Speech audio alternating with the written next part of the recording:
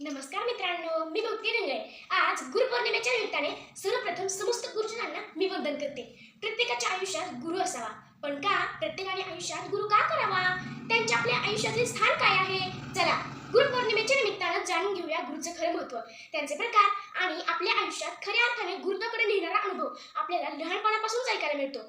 पण खरंच विचार करा का बरं, प्रत्येकाला गुरु हवा असतो फक्त अभ्यास शिकवायला नाही. जेव्हा आयुष्याच्या अंधारात आपण वाट चुकतो तेव्हा हात धरून योग्य दिशा दाखवायला, आत्मविश्वास देऊन उभं करायला आणि नशिबापेक्षा प्रयत्नांवर विश्वास ठेवायला शिकवायला अशा गुरूंची गरज असते. मग गुरु म्हणजे कोण? तो कोणी नामांकित व्यक्तीच असायला लागते का? नाही, गुरु तोच जो तुमच्या अज्ञानाचे रूपांतर ज्ञानात करतो, तुमच्या शंका दूर करतो आणि तुम्हाला स्वतःला शोधण्याची प्रेरणा देतो. काहींना हा गुरु शाळेत सापडतो, काहींना एखाद्या संकटात, काहींना एखाद्या पुस्तकात, तर काहींना आपल्या अंतरात्म्यात. आपल्या भारतीय संस्कृतीत गुरुचं स्थान इतकं महान आहे की शंकराचार्यांनी म्हटलं आहे, गुरुर ब्रह्मा गुरुर विष्णू गुरुर देव महेश्वरा गुरुर साक्षात परब्रह्म तस्मै श्री गुरुवे नमः. जीवनात गुरु असणं किती आवश्यक आहे याचं उत्तर तुम्हाला पुढे मिळेल. गुरु म्हणजे अज्ञानाचा अंधार नाहीसा करून ज्ञानाच्या प्रकाशाच्या वाटेकडे घेऊन जाणारी वंदनीय व्यक्ती होय. बाळाचा जन्म झाल्यानंतर त्याचा पहिला गुरु त्याची आई असते.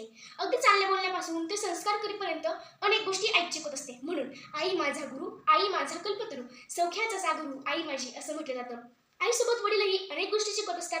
म्हणूनच मातृदेव भव पितृदेव भव असंही म्हटलं जातं. घरातून बाहेर पडल्यानंतर शिक्षक, वडील मंडळी, मित्रमंडळी, तज्ज्ञ मंडळी असे अनेक जण आपल्याला गुरु मार्गदर्शक म्हणून लागतात. आता आयुष्यात चांगला गुरु मिळणं हे केवळ भाग्याचं लक्षण समजलं जातं.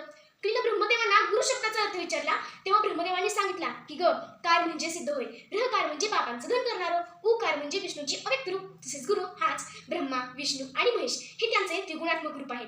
या पलीकडे जे परब्रह्म तत्व आहे ते जाणण्यासाठी गुरूंचा आश्रय घ्यावा लागतो.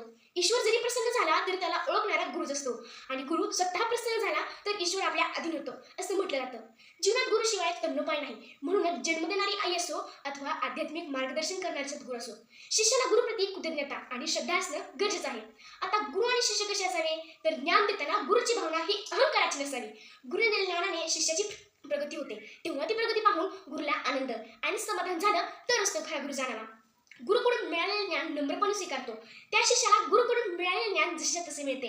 कारण ज्ञान ग्रहण करताना शिष्याकडे नम्रपणा नसेल तर गुरुकडे शिष्याबद्दल प्रेम आणि आपलेपणा असूनही शिष्याला समजावणं गुरुला कठीण जातं. कारण ज्ञान प्राप्तीमध्ये शिष्याचा अहंकार अडथळा निर्माण करत असतो.